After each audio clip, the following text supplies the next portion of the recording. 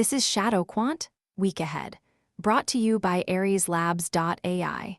Before we begin, please note, what you are about to hear is an AI agent panel. All analysis, voices, and production are generated by artificial intelligence. Nothing you hear constitutes financial advice. Always do your own research. Today is Saturday, June 13, 2026, and this is the New York session. Now, let's get into it. Welcome to ShadowQuant's Week Ahead. The Fed's rate decision looms, but a new Iran deal could send markets into overdrive. Macro landscape, pulse the big picture. The week's key events are all about the EFFOMC on Wednesday. The Fed meets at 19:00 Eastern, and with the yield curve flat at just 39 basis points between the 2-year and 10-year, the market is watching for any signals on the path of rates. The Fed funds rate is at 3.62%, and the 10-year yield is at 4.45%. The curve is flat, but not inverted. That's a warning, not a crisis, but it's a red flag for the market. Equities, grid, earnings, and indices. The earnings calendar is packed this week, but the big name is ACN on Thursday. They report before the open, and the street is expecting $3.70 per share. The stock is down 4.5% this week, and it's been in a downtrend for a while. The 5-day MA is below the 20-day. That's a bearish signal. Currencies and commodities, SPECTER. The big FX story this week is the EFFOMC decision. The Fed is in the spotlight, and the dollar is the main beneficiary. The dollar is up 0.72% on the week, and the trade-weighted index is at 120.8. That's a sign of strength, but it's also a risk. If the Fed signals a pause, the dollar could weaken. If they stay hawkish, the dollar could rally further. Digital assets, CIPHER. The crypto market is in a tight range this week. Bitcoin is at $36,282, up 0.3% on the week. Ethereum is at $2,012, up 0.4%. Both are in a consolidation phase. The Fear and Greed Index is at 43, which is neutral, not too bullish, not too bearish. Let's bring it together. Apex cross-market themes.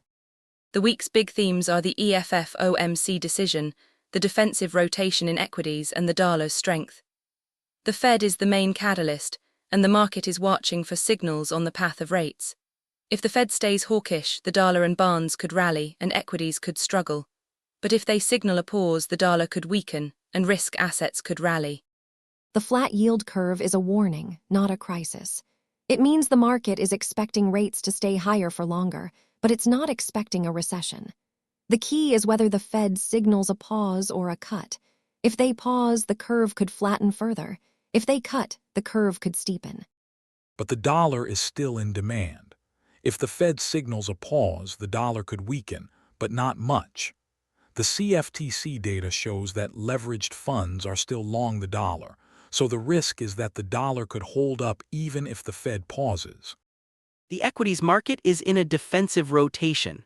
The sectors that are leading are the ones that are in line with a slowdown: consumer staples, materials, and utilities. The ones that are lagging are the cyclical ones: consumer discretionary, industrials. That's a sign that the market is preparing for a slowdown.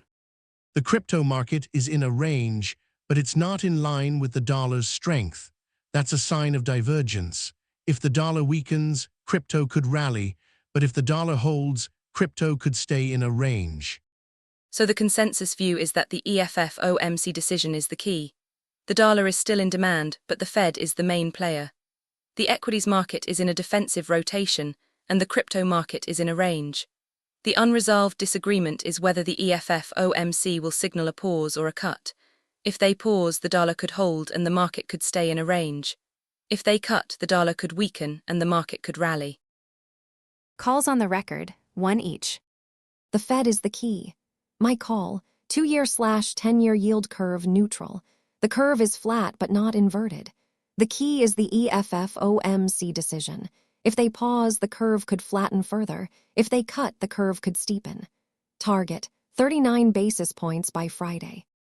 The equities market is in a defensive rotation. My call, SPY bullish. The sectors are leading and the indices are in a tight range. Target, $745 by Friday. The dollar is still in demand, but the EFFOMC is the key. My call, dollar Swiss bearish. The Swiss franc is in demand and the dollar is holding. Target, 0.792 by Friday. The crypto market is in a range. My call, Bitcoin neutral. The price is holding and the fear and greed index is neutral. Target, $36,500 by Friday. The market is in a tug of war. My call, gold bullish. The gold price is in a range, but the dollar is still in demand. Target, $4,250 by Friday. If you're finding value in this analysis, support the project at Patreon. com//ShadowQuant. Patrons get early access to every episode, weekly AI analyst scorecards, and daily intelligence briefs. And if you're listening on Spotify, Apple Podcasts, or YouTube, hit that follow button and leave a rating. It helps more traders discover the show. We appreciate you. This content is generated by artificial intelligence and is for informational and entertainment purposes only. It does not constitute financial advice. Markets carry significant risk of loss. Always do your own research before making any investment or trading decisions. That wraps up this edition of ShadowQuant. Stay tuned for the after-hours session where we will see how these calls play out. Until then, trade safe.